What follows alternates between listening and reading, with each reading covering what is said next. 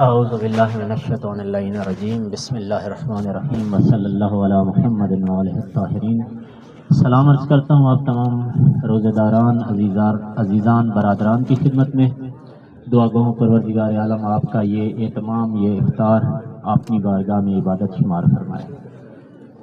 دو تین باتیں میں کرنا چاہ رہا تھا لیکن اب دامن وقت میں گنجائش نہیں ہے، بہرحال میں انتہائی اختصار کے ساتھ جتنا میں مختصر کر سکا کروں گا۔ پہلی بات یہ کہ آپ کے اصلاً اس کام کے حوالے سے ایک بات تھی کہ واقعاً لائق تحسین ہے یہ جوان کہ جو اس طرح کا کام کرتے ہیں، اور یقیناً خداوند متعال کی بارگاہ میں ان کا اجر محفوظ ہے، اس لیے کہ یہ اللہ کے مہمانوں کی میزبانی کر رہے ہیں۔ جو اللہ کے مہمان کی میزبانی کرتا ہے خداوند متعال کبھی بھی ان کی اجر کو ضائع نہیں کرتا، یہ سعادت ہے آپ کے لیے۔ تو ایک بات، دوسری بات ماہ رمضان کے حوالے سے ہے کہ یہ مہینہ اپنی ذات میں پروردگار عالم نے اس کو ایک ایسی خصوصیت عطا کی ہے کہ یہ تھوڑے کو زیادہ بنا دیتا ہے۔ مثلا اس مہینے کے بارے میں پیغمبر نے فرمایا کہ اس مہینے کی شان یہ ہے کہ اس میں سانس لینا تسبیح ہے، سو جانا عبادت ہے۔ علم عرفان میں کوئی 60 سال تک مسلسل معرفت کے مدارج طے کرے، پھر جا کے وہ اس منزل پہ پہنچتا ہے کہ وہ 24 گھنٹے دائماً عبادت کی حالت میں ہو، دائماً عبادت کی حالت میں ہو۔ یہ ماہ رمضان کی برکت ہے کہ بغیر کسی محنت کے پروردگار عالم نے انسان کو دائماً عبادت کی حالت میں رکھا ہے، کچھ بھی نہ کرے پھر بھی عبادت کر رہے ہیں۔ رسول خدا فرماتے ہیں سانس لینا تسبیح ہے، سو جانا عبادت ہے۔ یہ اس مہینے کی برکت ہے کہ جس میں فرماتے ہیں قرآن کی ایک آیت کی تلاوت کرنا ختم قرآن کا ثواب ہے۔ یعنی ہم اپنے آپ سے ہی پوچھ لیتے ہیں کہ نارملی ہمیں ایک قرآن ختم کرنے کے لیے کتنا وقت چاہیے ہوتا ہے، کتنا وقت چاہیے؟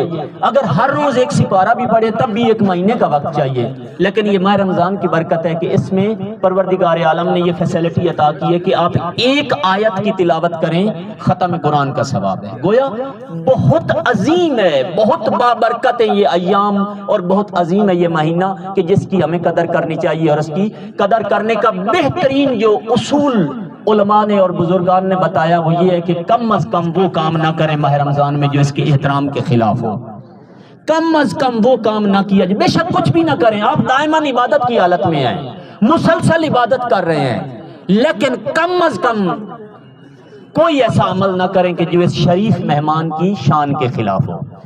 امام مجتبیٰ کی ولادت ابھی گزری ہے کہ جن کا آج انشاءاللہ آپ کیک بھی کاٹیں گے، تو یہ پہلے فرزند امیر المومنین علی علیہ السلام اور جناب زہرا کے۔ گویا امام حسن مجتبیٰ کی ولادت سے جناب زہرا ماں بنی ہے، علی علیہ السلام باپ بنے ہیں، رسول اللہ نانا بنے ہیں۔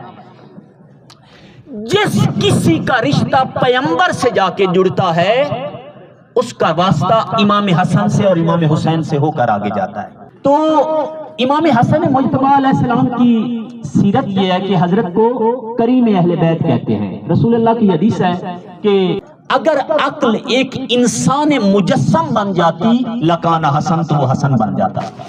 آج دنیا میں جتنی بھی آپ ترقی دیکھ رہے ہیں کس کا نتیجہ ہے؟ انسان کی عقل کا نتیجہ ہے۔ انسان کی عقل ہے جس نے دنیا کو گلوبل ولیج بنا دیا ہے، انسان کی عقل ہے جس نے ہزاروں من لوہا ہوا میں اڑا دیا ہے۔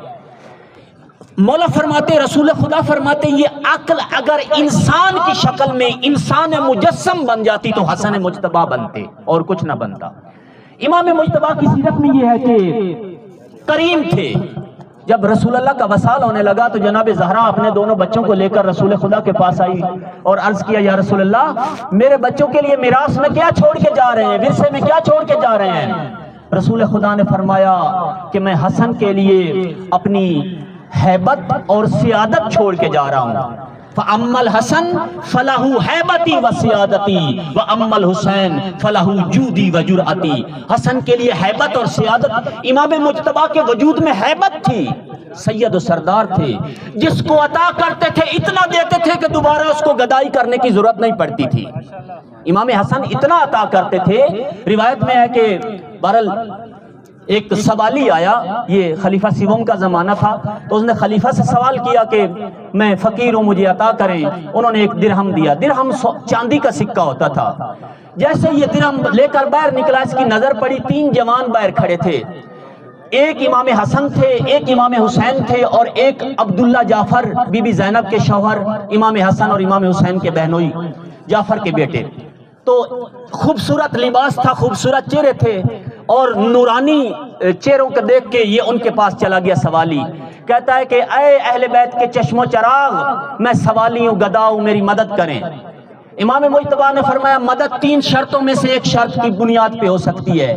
یا آپ کی گردن پہ دیا ہو تو آپ کی مدد ہو سکتی ہے، یا آپ اتنے فقیر ہیں کہ آپ کے پاس کھانے پینے کو کچھ نہیں تو آپ کی مدد ہو سکتی ہے، یا پھر یہ کہ آپ مقروض ہوں تو آپ کی مدد ہو سکتی ہے. آپ ان میں سے کس زمرے میں آتے ہیں؟ اس سوالی نے کہا جی پہلے کو چھوڑ دیں، دوسرے دونوں زمرے میرے لیے صحیح ہیں، میں مقروض بھی ہوں اور میرے لیے کھانے کو بھی کچھ نہیں. امام مجتبیٰ نے اس کو 500 دینار دیے. 500 دینار. دینار سونے کا سکہ ہوتا تھا اور درہم چاندی کا سکہ ہوتا تھا. اگر ہر دینار پونے تولے کا ہو، پونے تولے کا دینار ہوتا تھا. ہم کہتے ہیں نہیں، آدھے تولے کا دینار ہوتا ہے. اگر ہر دینار آدھے تولے کا ہو تو امام مجتبیٰ نے سوالی کو کتنے تولے سونا عطا کیا؟ 250 تولہ سونا عطا کیا سوالی کو سوال کرنے پہ. کچھ سوالی ایسے ہوتے ہیں کہ ان کی حرص زیادہ ہوتی ہے. اس نے امام حسین کی طرف توجہ کی، کہا اے فرزند رسول آپ مجھے کچھ نہیں دیں گے؟ امام حسین نے اس کو 499 دینار عطا کیے. ایک دینار اپنے بھائی کے ادب کی وجہ سے کم دیا کہ میں اپنے بھائی کے مرتبے کے برابر نہیں ہوں. عبداللہ جعفر کی طرف توجہ کی، کہا اے بنو ہاشم کے چشم و چراغ کیا آپ مجھے کچھ نہیں دیں گے؟ عبداللہ جعفر نے 498 دینار عطا کیے. 498 دینار. گویا 3 دینار کم 1500 دینار مل جانے کے بعد یہ سوالی آسمان کی طرف منہ کر کے کہتا ہے اللہ عالم حیث یجعل رسالہ، اللہ ہی جانتا ہے کہ رسالت کس خاندان کے لیے شایان شان ہے.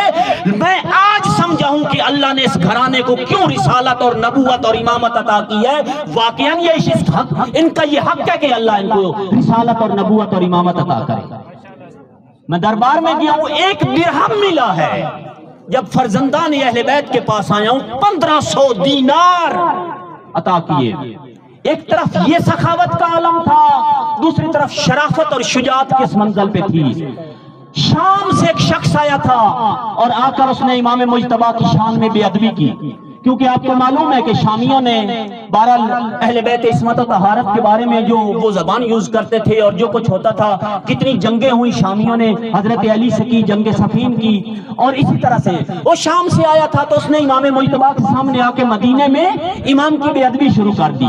جب امام کی بے ادبی شروع کی تو امام علیہ السلام نے اپنا سر جھکا لیا. وہ گالیاں دیتا رہا، امام نے سر جھکائے رکھا. وہ گالیاں دیتا رہا، امام نے کوئی جواب نہ دیا، کوئی جواب نہ دیا، کوئی جواب نہ دیا. جب وہ تھک گیا اور آگے سے جواب نہ ملا تو امام علیہ السلام نے آہستہ سے سر اٹھایا. جی برادران کا یعنی ہمارے برادران اہل تسنن کا ٹائم ہو گیا، اذان ہو رہی، وہ ساتھ ساتھ اپنا افطار کرتے ہیں. میں چند دقیقے آپ کی خدمت میں امام مجتبیٰ کی سیرت پیش کر کے تو میں بھی اب کا رفع ضامت کرتا ہوں. تو امام مجتبیٰ نے اس کو کوئی جواب نہ دیا. امام مجتبیٰ نے اس کو کوئی، جب وہ تھک گیا تو امام نے آہستہ سے سر اٹھایا اور سر اٹھا کے اس کی طرف مسافر کی طرف فرمایا لگتا ہے مدینے میں پردیسی ہو، نئے آئے ہو، اگر بھوکے ہو آؤ تمہیں گھر لے چلتا ہوں، کھانا کھلاتا ہوں، پیاسے ہو آؤ تمہیں پانی پلاتا ہوں، رہائش کا مسئلہ ہے آؤ تمہیں میرے پاس ایک کھلا گھر ہے وہاں پہ رہائش دیتا ہوں. ظاہراً تاریخ بتاتی ہے کہ یہ چند دن امام مجتبیٰ کے پاس رہا. امام نے اس کی ایسی خدمت کی، جب مدینے سے جانے لگا تو امام کی طرف دیکھ کے کہتا ہے رب کعبہ کی قسم، جب مدینے میں آیا تھا سب سے زیادہ دشمن علی اور اولاد علی کا تھا، جب مدینے سے جا رہا ہوں سب سے زیادہ غلام علی اور اولاد علی کا بن کے جا رہا ہوں، سب سے بڑا غلام علی اور اولاد علی کا بن کے جا رہا ہوں. دوسری مناسبت، امام علی علیہ السلام کی شہادت نزدیک ہے تو ایک علی علیہ السلام کو 19 ماہ رمضان کو مسجد کوفہ میں عبد الرحمن ابن ملجم مرادی نے ضرب ماری اس عالم میں کہ جب سجدے میں تھے. علی کے بارے میں جارج جردو کے مسیحی عیسائی ان کی ایک کتاب ہے علی صوت العدالت الانسانیہ، بہت اچھی کتاب ہے جوانوں، آپ کو اگر علی علیہ السلام سے محبت ہے، اس عیسائی رائٹر کی ایک کتاب ہے، اس کو ضرور ایک دفعہ اسٹڈی کریں، پڑھیں کہ اس کتاب میں یہ کیا کیا لکھتا ہے، اگرچہ مسلمان نہیں لیکن علی کے بارے میں کیا کیا کہتا ہے۔ اس کتاب میں جارج زردوق لکھتا ہے علی علیہ السلام کو جو شہید کیا گیا ان کے شدت عدل کی وجہ سے کیا گیا، علی کو شدت عدل کی وجہ سے قتل کیا گیا۔ کس منزل پہ علی کی عدالت پہنچی ہوئی تھی؟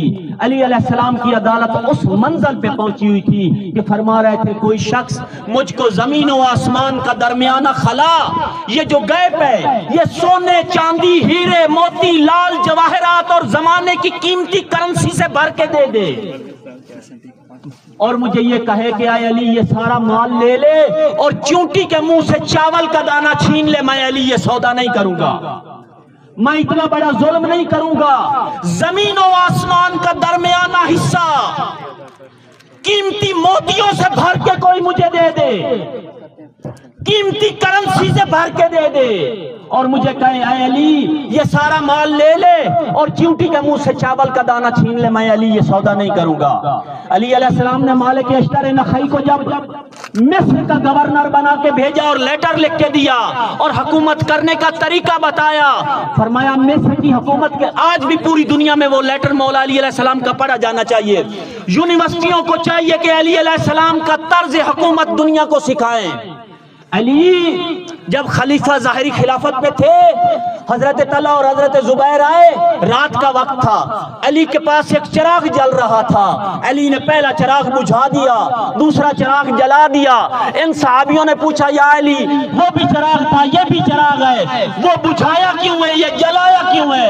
علی نے فرمایا وہ چراغ بیت المال کے تیل سے جل رہا تھا، اس وقت میں عوام کے اور امت کے کام میں مصروف تھا، اب جب میں اپنے دوستوں کو ڈیل کروں گا بیت المال کا تیل نہیں جلاؤں گا، اب وہ تیل جلاؤں گا، وہ دیا جلاؤں گا جس میں علی کی اپنی محنت کے کمائے ہوئے پیسوں کا تیل جلتا ہے۔ علی کو شدت عدل کی وجہ سے قتل کیا گیا، علی علیہ السلام کو شدت عدل کی وجہ سے قتل کیا گیا۔ فرماتے ہیں کہ علی علیہ السلام نے دنیا کو عدالت سکھائی اور بتایا ایھا الناس، ملک ہوں یا قومیں یہ کفر سے چل سکتے ہیں، ظلم سے نہیں چل سکتے۔ اگر ملک نے ترقی کرنی ہے، کسی گھر نے ترقی کرنی ہے، کسی فرد نے ترقی کرنی ہے، ضروری ہے اپنے اوپر عدل و انصاف نافذ کریں۔ ملک کے اندر عدل و انصاف، عدل ہوتا کیا ہے؟ ہر چیز کا اپنے مقام پہ ہونا، اس کو عدل کہتے ہیں۔ مثلا جوتے کا مقام اگر پاؤں ہے، پاؤں میں ہونا عدل ہے، جوتا اٹھا کے سر پہ رکھ دیں یہ ظلم ہو جائے گا۔ ہر شخص کا اپنی اپنی جگہ پہ ہونا عدل ہے۔ چوتھی مناسبت جو ہے وہ لیلۃ القدر کی ہے۔ 12 لیالی قدر آ رہی ہیں، 19، 21 اور 23 کی راتیں جو مکتب اہل بیت کو ماننے والے ہیں ان کے نزدیک 19، 21 اور 23 کی راتیں لیلۃ القدر ان میں سے کسی ایک رات میں ہے۔ لیلۃ القدر کے بارے میں قرآن فرماتا ہے خیر من الف شہر، 1000 مہینے سے بہتر ہے یہ ایک رات۔ اگر کوئی شخص اس ایک رات کو پا لیتا ہے گویا اس نے 83 سال 3 مہینے اللہ کی عبادت میں گزارے ہیں۔ 83 سال 3 مہینے اس نے خدا کی عبادت میں گزارے ہیں، لیکن شرط یہ ہے کہ لیلۃ القدر مل جائے۔ مومنین روایت میں ہر بندے کو لیلۃ القدر نہیں ملتی، ہر جاگنے والے کو لیلۃ القدر نہیں ملتی۔ لیلۃ القدر اس کو ملتی ہے جو زمانے کے معصوم کے ساتھ ربط میں ہوتا ہے، معصوم کی اطاعت میں ہوتا ہے، کیونکہ تنزل الملائکۃ والروح، یہ فرشتے اور روح جو نازل ہوتے ہیں یہ زمین پر معصوم پہ نازل ہوتے ہیں۔ جب رسول اللہ زندہ تھے تو پیغمبر پہ نازل ہوتے تھے، جب رسول اللہ دنیا سے چلے گئے ہیں آج رسول اللہ کے نائب برحق والی دوراں یوسف زہرا حجت خدا امام زمان امام مہدی علیہ السلام پر نازل ہوتے ہیں آج یہ ملائکہ۔ آخری گزارش اور آپ کو دعا دیتا ہوں کہ امیر المومنین کے لشکر کے سپہ سالار تھے مالک اشتر نخعی، کیا سیرت تھی مالک کی کہ علی نے اس کو سپہ سالار بنایا، اور ہم کیا کریں کہ ہمیں امام زمان اپنی فوج کا سپاہی بنا لے۔ مالک بازار سے گزر رہے تھے، ایک جوان نے پتھر مارا، مالک کا امامہ زمین پر گر گیا، मालिक ने मुड़ के देखा, जवान ने पत्थर मारा है। मालिक ने अमामा उठाया, दोबारा सर पे बांध के चले गए, मुड़ के ही न देखा। इस जवान को पीछे किसी ने कहा कि जवान तुझे पता है तूने पत्थर किसको मारा है? कहा किसको मारा है? कहा अली की फौज के सिपा सालार, अली की आर्मी के चीफ मालिक अश्तर नखई को तूने पत्थर मारा है। इस जवान के पांव कांपने लग गए, हाथ कांपने लग गए, जबान लड़खड़ाने लग गई। दौड़ा दौड़ा उस तरफ आया जिधर मालिक चले थे। पूछता पूछता आखिर पता चला मालिक मस्जिद कूफा में आ गए हैं। जब आया तो देखा जनाबे मालिक मस्जिद कूफा में नमाज पढ़ रहे थे। इस जवान ने कहा कि ऐ मालिक अश्तर नखई, मैं माफी चाहता हूँ, आपको बेगुनाह पत्थर मारा, मुझे माफ कर दे।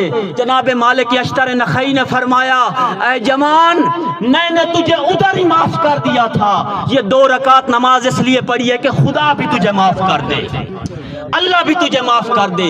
अली ऐसे लोगों को अपनी फौज का सिपा सालार बनाते हैं। मैं और आप अगर इमाम ज़माना के लश्कर में सिपाही बनना चाहते हैं, हमारा किरदार मालिक अश्तर नखई के किरदार जैसा होना चाहिए। हमारी रफ्तार जनाबे मालिक अश्तर की रफ्तार जैसी होनी चाहिए। हमारी गुफ्तार जनाबे मालिक अश्तर जैसी होनी चाहिए। अस्सलामु अलैकुम व रहमतुल्लाहि व बरकातहू।